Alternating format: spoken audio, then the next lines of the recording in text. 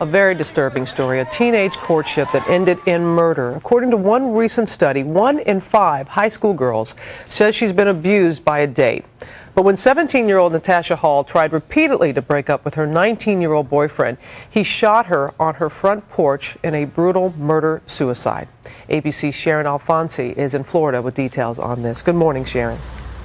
Good morning, Robin. Well, Natasha Hall was a beautiful junior at DeLand High School. She dreamed of joining the Air Force and studying journalism. But when those dreams ended in violence, her friends, family, and community started to wonder whether her pleas for help went unanswered.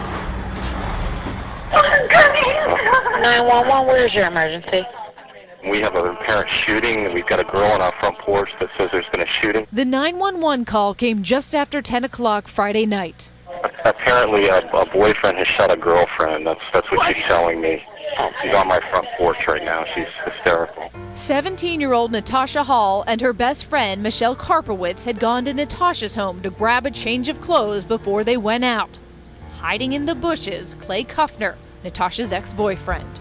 He was already up the stairs as I turned around. He looked so sick, like he got dark, his eyes were not, like he was on drugs. Michelle says she screamed to warn Natasha, but Kuffner pulled the trigger. He was pointing the gun at me, and then he turned to Natasha and he just shot her again, I guess. In the chest. As Michelle ran to call for help, Kuffner pulled the trigger a third time, killing himself. It was Natasha. Sherry Hall is Natasha's mother. She came home from dinner that night to find her house wrapped in police tape. My heart sunk. Hall could have never imagined the couple's relationship would end like this when it started. And he told me that he's a straight-A student. I come from a middle-class family. And it sounded like the perfect relationship. But soon, Clay started getting jealous, telling Natasha what to do. What would he say? You can't wear that to school. Because? It's too provocative. Some boy might look at you. Police records show Natasha and her mother called police over and over again when Clay pushed an ice cream cone in Natasha's face so hard she bruised. The time he dragged her out of a store because she refused to go home with him. And another time when she tried to kick Clay out of her house. In her statement to police, Natasha wrote, "Clay became angry enough to punch me in my lip. I started screaming and crying as blood was gushing down my lip." But Clay was never arrested. Sherry Hall says she urged her daughter to press charges. She was, I don't want to press charges.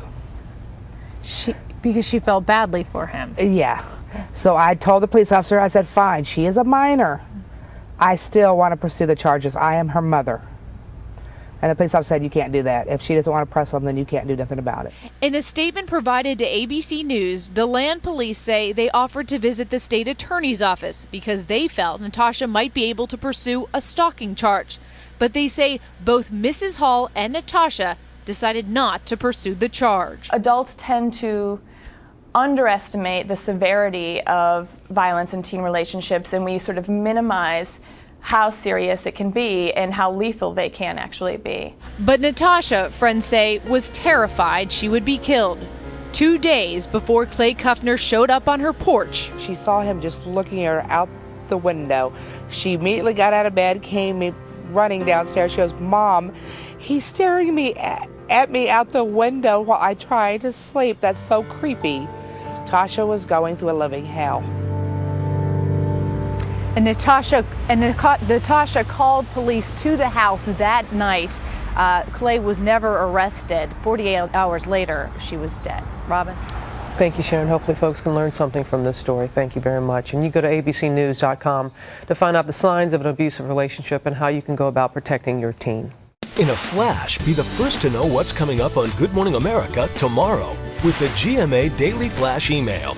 All the great insider details you want to know from GMA. Go to abcnews.com, click the GMA page, and sign up for the Daily Flash. And you can even enter to win the weekly GMA Flash gift bag giveaway. Sign up now.